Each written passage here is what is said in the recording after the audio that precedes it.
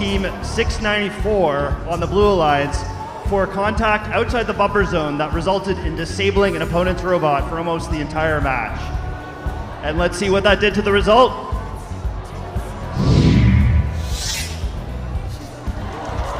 The Red Alliance will advance with a score of 106. Let's have a round of applause for the Blue Alliance, who has been eliminated. They are Team 359, Team 694, Team 604, and Team 846. And let's see what that did to the bracket.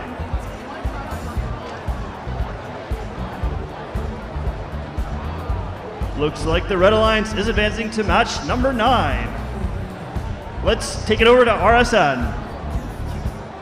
All right, that concludes the bottom portion of our bracket with the Red Alliance advancing on. Now we're going to move upstairs and go to the top portion of our bracket. So this is the winner's bracket. So this next match will be two teams that have not lost. Can we take a look at our bracket here to highlight this?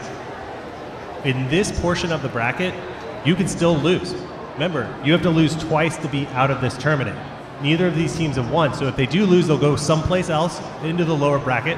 But for now, we're going to be seeing two winning alliances playing off against each other in match number 7. Yeah, and our first alliance, our number 1 alliance in this match, or is in this match. We're going to take a look at those teams on the screen in just a second. They are led by Team 1678, our captain of that number 1 alliance, our first seed, our undefeated in the quals at Chezy Champs. And they have just been super consistent, such a high-powered offensive robot. And their first pick, 4414, who has been another absolute offensive powerhouse. What about the other 2 robots on this alliance? 498 Cobra Commanders, we didn't see them in the first match. They chose to play 2813 instead. That proved to be a good choice. Very consistent, very secure, got that traversal climb, and just made sure that they had it in the bag. I'm curious to see if they're going to go with the same lineup again, or if they're going to choose to insert Cobra Commanders, who we know has some really outstanding defense capability. So this alliance saw a lot of defense in their first play. We didn't see a lot out of High Tide because of that defense. Curious what is going to come up against them. They're going to be facing off against the number 4 alliance, which is led by Blackhawk Robotics, 3310. Really great climber, really powerful shooter out there. Their first pick was Bread, 5940. Then they also got 3940, Cybertooth, and their 4th robot, 3478 Lambot, a great team out of Mexico, did not play in that first round. This alliance went all offense in the first match. They put up a lot of points, but now that they're playing against a really high-powered offense, we're not sure what we're going to see out of them. I think they're ready on the field, so we're going to send it on down. Andrew, take it away. All right, thanks a lot, Mason. We have the first match in the upper bracket in round 2. Starting us off, our number 1 seeded alliance, 2813. That's the Gearheads from Saratoga, California. And in the middle, we have the alliance captain for alliance number 1, Team 1678. It's the Citrus Circuits from Davis, California. And rounding out this alliance, they're ready to go. It's 4414. From Ventura, California, that's High Tide. Not on the field right now, but the 4th alliance member on this alliance, 498. That's the Cobra Commanders from Glendale, Arizona. All right, we have over here alliance number 4 captains, Team 3310. That's Blackhawk Robotics from Heath, Texas. In the middle, we have a team that's been on the edge this whole year. They're trying to get over the hump, right to the top to be a winner, Team 3940. That's Cybertooth from Kokomo, Indiana. And down here, we have these teams in their championship division, 3310, 5940, went against each other. 5940 took it to Einstein. Right now, they're working together. Give it up for 5940. As J.D. Salinger would say, let's catch this rye. It's bread. Our final blue robot, 3478 Prepotech Lambot, also on the Blue Alliance.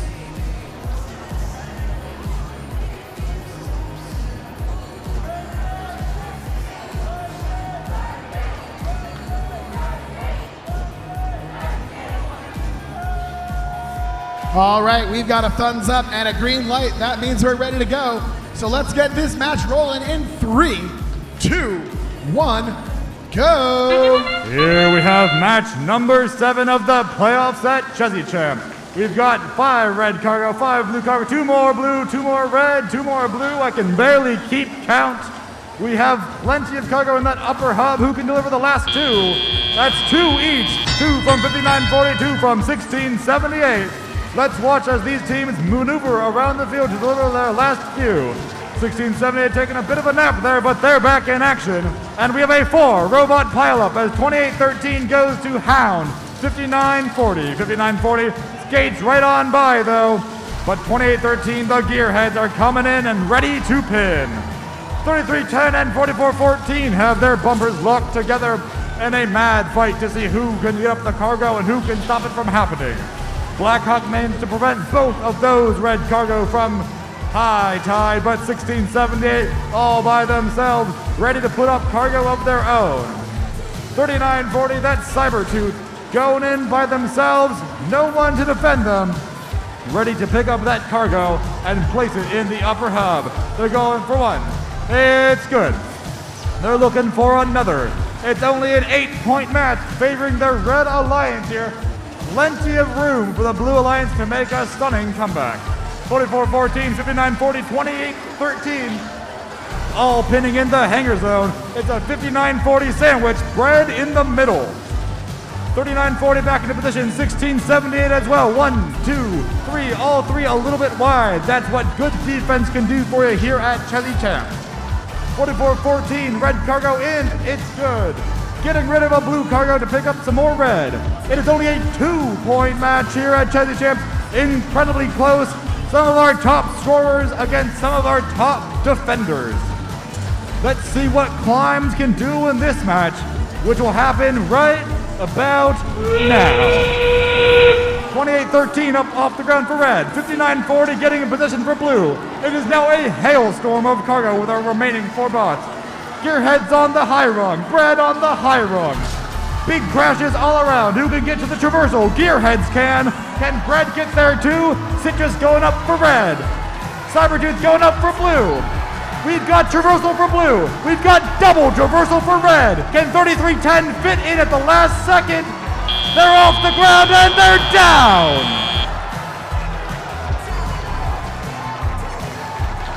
This match is incredibly close. We'll get you those scores in just a moment.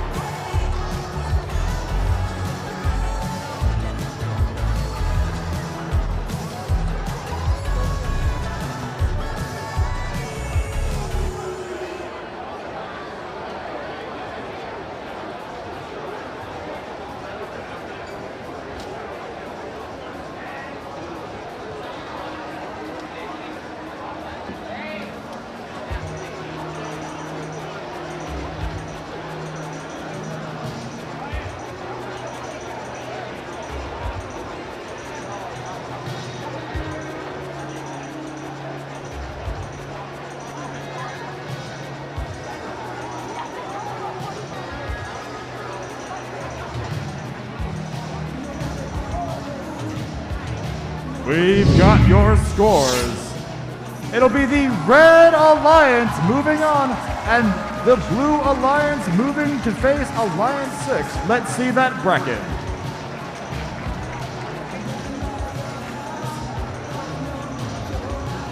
Here we can see our number 1 seed moving on to play match number 12. Our number 2 seed will be playing match number 9 against our number 6 seed.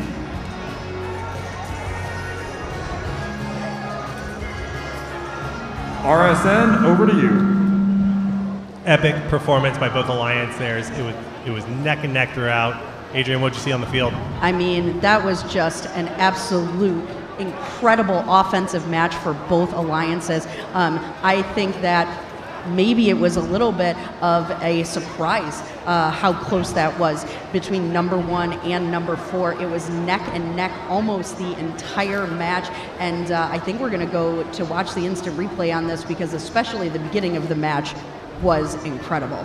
Evan, talk us through this autonomous mode. I mean, talk about high firepower here. It is basically a perfect autonomous, every single shot from both alliances dropping into the goal, and I love that second volley that comes in, and both alliances making an extra few balls there at the last few moments.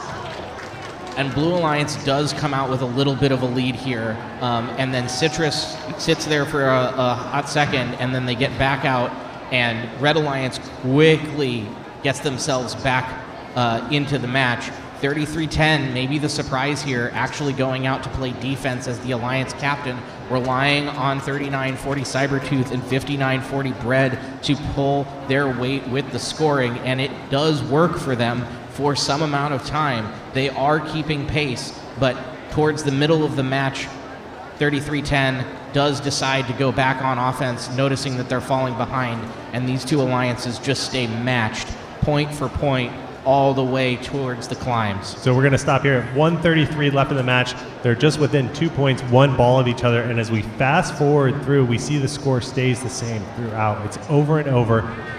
There's just such a tightness to these two alliances.